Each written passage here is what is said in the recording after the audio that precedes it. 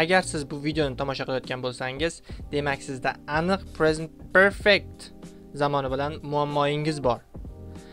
Salom, men Ideal Botanik, IELTS 8 baliga ega 3 yillik tajribali ingliz tili o'rgatuvchisiman. Bugun biz birgalikda sizni qiynayotgan muammoga, ya'ni present perfect muammosiga barham beramiz. In that case, let's get started. Alright, let's get started. Present perfect tense hozirgi tugallangan zamon. Xo'p, bu mavzuga chuqur kirib ketishdan oldin men sizga qoida bilan tanishtirib o'taman. Qoidani tanishtirib o'taman sizga. Shuncha vaqt davomida mana shu zamon bilan, xullas mana shu grammatik mavzu bilan shug'ullanaverib, duch kelaverib ikkita qoidaga kelib taqalgan hammasi, ya'ni yakuniy xulosa chiqarganmiz. Bu ikkita qoidani hech qaysi kitobdan topmaysiz. Ular har xil yo'l bilan tushuntirishga harakat qilishadi, lekin hammasi mana shu ikkita qoidaga kelib taqaladi. Hamma kitobda shu ko'rsatadigan qoidalari mana shu ikkita qoida atrofida o'ralashib yuradi. Xo'p, birinchisi, siz qachon present perfect, ya'ni hozirgi tugallangan zamonni ishlatasiz? Birinchi qoida, vaqt hali tugamagan bo'lsa. Ikkinchi qoida, vaqt umuman qizig'i yo'q, vaqtda ahamiyati yo'q. Nima demoqchi bo'laman bu narsa bilan? Qarang. Nomiga ham ahamiyat beramiz. Hop. Mavzuning nomiga ahamiyat bering. Present, ya'ni hozirgi, hozirda. Ya'ni vaqt tugamaganligidan dalolat beryapti. Yoki perfect, tugallangan deganda nima nazarda tutyapti? Vaqtni nazarda tutmayapti. Tugallangan deganda ish harakatni nazarda tutyapti. Ish harakatingiz tugallangan, vaqtni qizig'i yo'q. Ko'ryapsizmi? Nomini o'zida tushuntirib beryapti. Xo'p, qarang, yana ham tushuntirishga harakat qilamiz. Xo'p, bizga gap tarjima qilishimiz uchun bizga har doim formula kerak bo'ladi. Men ishonchim komil, siz mana shu as, have, has, verb 3 deydi, fe'l uchun shakli bilan hammasini ko'rgansiz. Bir sidra takrorlab o'tib ketamiz. As subject deyiladi, ya'ni gap egasi. Bizning holatimizda biz qo'pol qilib turib hozircha odam deb turamiz. Gapdagi odam kim nima qilayotgani, ya'ni o'sha harakatni kim qilayotganligi haqida. Keyin eng muhim qismi, o'sha odamga moslab yordamchi fe'l tanlaymiz. Hamma zamonda o'zining yordamchi fe'li bo'ladi. Masalan, present continuous degan zamonniki to be, am, is, are. Buni bilasiz. Masalan, future ga bor will, past tense ga bor were, was, shunga o'xshagan yordamchi fe'li. S, ya'ni odamga moslab yoki have qo'yamiz yoki has qo'yamiz. Bo'ldi. To'rtburchak qavs bekor yopilmagan, gapimizni 90% qismi tugadi o'sha yerda. Endi o'sha qo'ygan odamimizni nima ish qilganini yozib qo'ya qolsak bo'ldi. 3-shaklida, ya'ni noto'g'ri fe'llar jadvalida 3-shaklini qo'yib qo'yamiz xolos. Qarang, mana bu gapni tarjima qilamiz, lekin undan oldin qaysi odamga qaysi yordamchi fe'llar to'g'ri kelishini ko'ruvchimiz kerak. Pastda bizda ro'yxat bor. Kichkinagina qarang. Men bo'lsa I ga have, you ga ham have, we bizga ham have. He o'g'il bolaga nisbatan u has, she qiz bolaga nisbatan u has, it odamdan tashqari har qanaqa narsa u has va ismlarga ham has qo'yamiz. Tushunarli? Demak, o'zimizning gapimizga qaytamiz. Men bu yil ingliz tilini o'rgandim.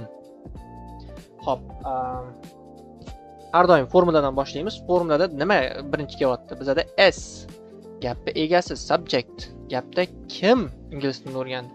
Albatta men ingliz tilida I. Va s ketdi. Keyingi qo'yadigan narsamiz shu I ga moslab yoki have yoki has qo'yishimiz kerak. I ga biz pastda ko'rdik, have qo'yardik. I have. Have ketdi. To'rtburchak qavs yopamiz. Bizga has kerak emas, chunki gap I haqida ketyapti. Verb 3, ya'ni o'rganmoq fe'lini 3-shaklga o'girib qo'yishimiz kerak ekan. learned id qo'shilsa kerak, esimdan chiqib qolibdi. Hozir bitta qarab ko'raylik.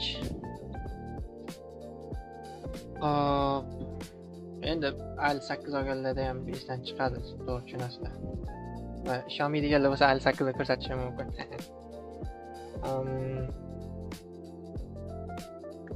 Past part of learn. ChatGPT dan so'raman. Learned. To'g'ri topgan ekanmiz. I have learned. Da ChatGPT ishlatdim. I have learned bo'ldi. For bilan tugatdik. Gapimiz 100% tugallandi. Ya'ni grammatik qoida bo'yicha. Ya'ni gapimizning asosiy qismini tugatdik. Ana endi men mana shuni deyish yaxshi ko'raman. Musurlarni qo'shib qo'ysak bo'ldi. Chunki asosiy qismini qilib bo'ldi, bizda qiyin narsa qolmadi. Nimani o'rgandik, qachon o'rganganimizni yozib qo'ysak bo'ldi. I have learned. Ingliz tilini o'rgandim. English.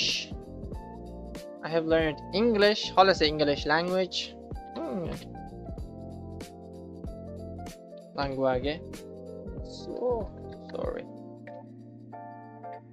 What the? Language. Men ketdi, ingliz tili ketdi, o'rganib ketdi. Bu yil. This year.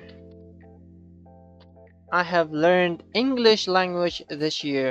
Xolasa bu yil gapi boshiga o'tib bo'ladi. This year I have learned English language. Gapimiz 100% tarjima qilindi. Ana endi siz bilasiz, gap qanaqa. Keling, yana praktika qilamiz. Hop, aytaylik, qanaqa gap desa bo'ladi. Keling endi have o'rganib, has ishlatiladigan gaplar qiz bolaga nisbatan aytamiz. Bo'lib ham ism bilan qilamiz. Alice degan ism.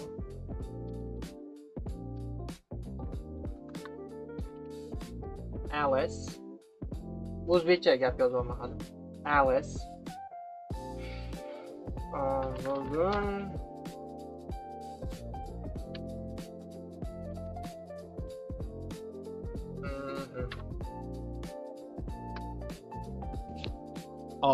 Qarang. Alice bugun maktabga bordi. To'g'ri, bu gap ko'pchilik mana shu gapdan kelib chiqib Alice went to school today. Devorish mumkin. To'g'ri, agar siz amerikancha grammatika bo'yicha oladigan bo'lsangiz, to'g'ri bo'lishi mumkin. Lekin biz umumiy ingliz tili qoidasi haqida gapiramiz. Ya'ni grammatik, adabiy, akademik ingliz tili haqida gapiramiz. Alice bugun maktabga bordi. Ya'ni present perfect ishlatishimiz kerak. Sababi, qarang, birinchi gapimizda ham men bu yil ingliz tilini o'rgandim.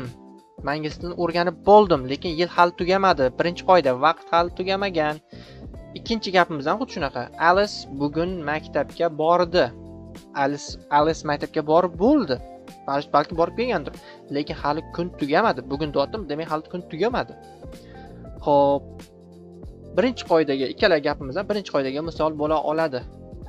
Hop, davom etamiz. Alice bugun maktabga bordi. Gap egasi albatta Alice, subject. Alice ga moslab endi yordamchi fe'l qo'yishimiz kerak. Have yoki has. Pastga qaytamiz. Birinchi qoida she bo'lsa qiz bolaga has qo'yardik. Alice qiz bola. Ikkinchi qoidamiz ismga ham has qo'yardik. Alice ism. Ikkita qoida bo'yicha biz qo'shimiz kerak ekan has. Alice has. Bo'ldi, to'rtburchak qavs chiqib ketdi. Nima qilganligini yozsak bo'ldi. Maktabga boribdi. Go. Ikkinchi shakli went, uchinchi shakli gone. Alice has gone. Alice maktabga bordi. Gapimiz formulasi tugadi.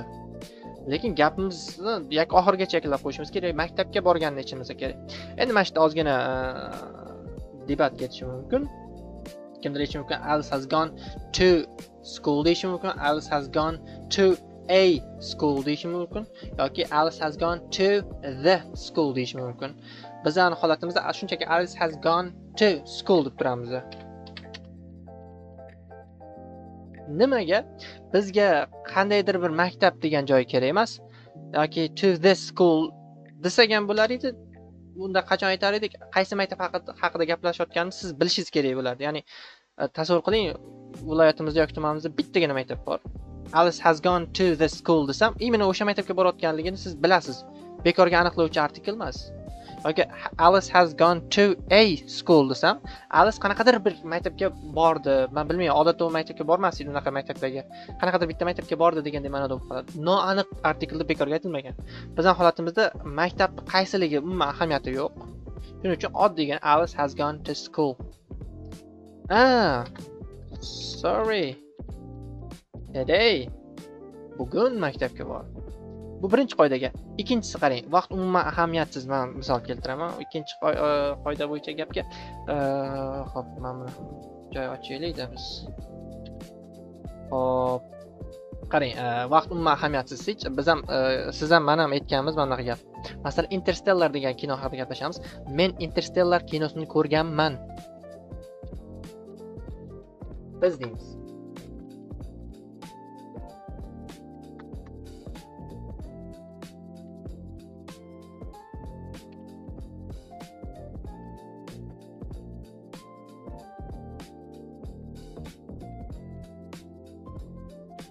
Ko'rganmiz, ya'ni ko'rganmiz degan tomosha qilganmiz ma'nosida aytmoqchiman. Ikkinchi gapga misol bo'ladi. Qarang, biz filmni ko'rganmiz, vaqtda ahamiyati yo'q. Qachon ko'rganimiz umuman qiziq yo'q. Qiziq, ya'ni biz ko'rganimiz qiziq va biz ko'rib bo'lganmiz. Tugallangan. Hop, yana formula bo'yicha davom etamiz. Biz Interstellar filmini ko'rganmiz. Gap egasi kim ko'rgan? Biz. We ga nisbatan yordamchi fe'l olamiz. We have ekan. We have va nima qilganmiz? Ko'rganmiz, ya'ni tomosha qilganmiz, tomosha qilmoq. Watch to'g'ri fe'l. Watched, ed qo'shamiz. We have watched. Nima ko'rganmiz? Interstellar.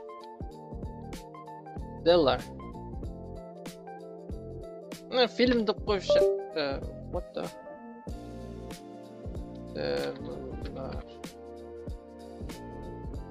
Film deb o'tirish shart emas. Bilasiz, gap nima haqida ketayotgan? We have watched Interstellar. Alright. Ana endi siz present perfect zamonida gap tuza olasiz va nimagaligini ham tushuntirib bera olasiz. Ikkita qoida eslab qolasiz. Vaqt hali tugamagan yoki vaqt umuman ahamiyati yo'q. Tushunarli? Va oxirida biz ko'rib o'tishimiz kerak bo'lgan narsa kalit so'zlar degan narsa bor. Keywords deyshadi. Ya'ni nimaga unaqa deyshadi? O'sha so'zda keldim, siz aniq bilasiz. Gap mashi present perfect zamoni haqida ketayotganligini. Bizda bor allaqachon, already, endigina, just, hech qachon, never, qachondir, ever, hali yoki hali hamon, yet. Bu nega bir qo'yilgan? Birinchi qoidamizga taalluqli bo'lgan kalit so'zlar, vaqt hali tugamagan. Ko'rsangiz, allaqachon, already, qachonligini aytmayapti, allaqachon. Vaqt tugamaganda u.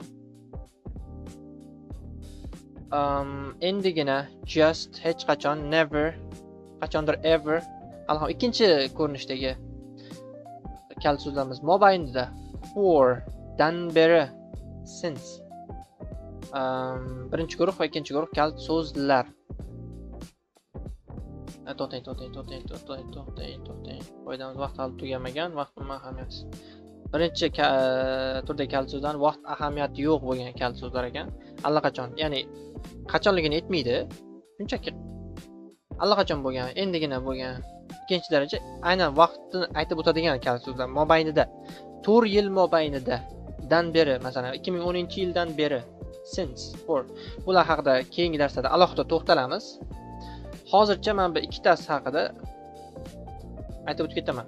Qarang. Boyagi gapimiz. Aytaylik, I have learned English language this year. Men ingliz tilini bu yil o'rgandim demaymiz deb, men ingliz tilini allaqachon o'rganganman deymiz. Qarang.